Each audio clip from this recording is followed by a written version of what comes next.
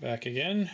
I just thought I'd stop it part way through. I'm supposed to plate for 30 minutes to kind of break the system in, but I took this out after about 8 minutes, which is more of a typical length of time, 8 to 10, depending on how thick you want to put it. The part's not quite totally dry there yet, but it looks pretty darn close to CAD, or at least it's not going to be that. This might be just slightly duller finish. I know I could take a little bit of steel wool and brighten it just a little bit, but CAD's a fairly dull finish. But I'm pretty impressed with this for a first time part anyway. If I can, I just did it experimentally. I didn't go in and calculate the surface area and that. I just worked on of watching the bubble method and that. If I can get times down proper with proper currents to know exactly how much I'm getting on, making sure I'm getting the proper thickness on, I can certainly live with that tone, because it's not that shade, I guess, because it's very, very close to CAD, maybe a little bit duller. And if I can just use a Scotch-Brite pad to brighten it just slightly, I think I'll be willing to live with that and be able to do all the parts myself and in a more environmentally friendly process. So anyway, there you are. I'll leave it at that, and we'll see what happens when I get into some real parts. Cheers. Hey tubers, quick update. So I've done the first Enfield parts here in the plating solution, and I've got lots to learn. I mean, it's not. I'm sure it's not just do it once and away you go and you're an expert at it. So I think the plating went okay.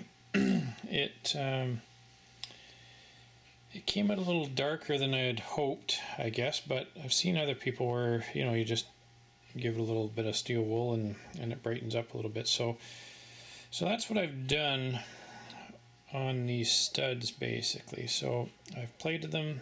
I didn't calculate the surface area, just kind of went with watch the bubble method. They got a lot of plating, well, time wise anyway, but I'm gonna have to try and do some calculations, obviously going forward, square footage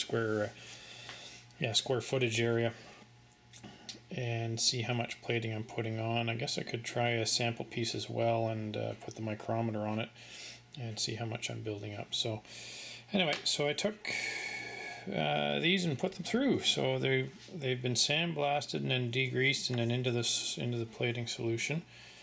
And then what I did was I just very, very lightly took some extra fine steel wool and just brushed up and down to take the dullness off. So these are the first parts. It'll be a long time before I get the Enfield together. So I'm going to basically leave these out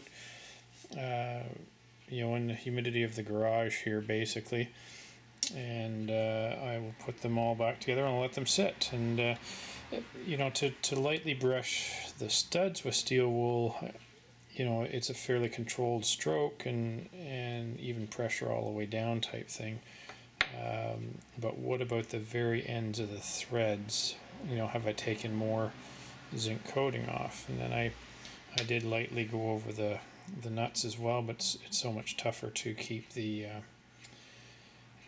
keep the pressure on the steel wool. So these little raised edges around the edge, did I scrub through more zinc? Am I right through to the bare metal? So anyway, so it's certainly not CAD plating when it comes through. Now one thing I could do is I got to find out, maybe I've just plated a little too fast, which did the color. So I'm going to do some more experimenting, slow the process down a bit. I might be able to add a little bit of the brightener into the solution as well. There's a zinc brightener that comes with the Caswell kit, which is designed to basically brighten it right up so it looks like nickel plating. Anyway, overall I'm pretty happy with the results. I mean, these big washers came up nice.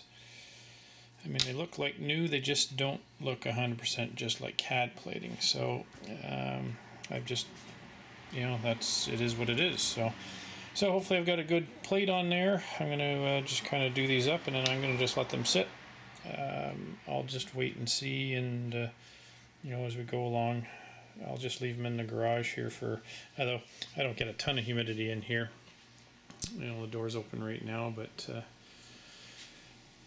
I'll see if anything rusts in the next year or so. It's going to take me, or a year plus it'll take me to get the infield back together. Anyway, so far so good. Lots to learn, I'm sure, on this process, but they're a heck of a lot better than when we started out. And obviously this allows me to keep things controlled, so I can make little drawings of when I pull everything apart, and I'll let them sit there. I've got the four small brackets that were on there, right there, hanging, so they've been sandblasted and primed. I'll let them dry overnight and then put a couple coats of black on them, and the assembly basically I'll be able to start putting the oil cooler all back together and have all the brackets and bolts ready to rock and roll. Anyway, we'll see how it goes from here. Cheers! And here we are with the finished product. It's actually a few months down the road, probably closer to 6 or 7 months down the road.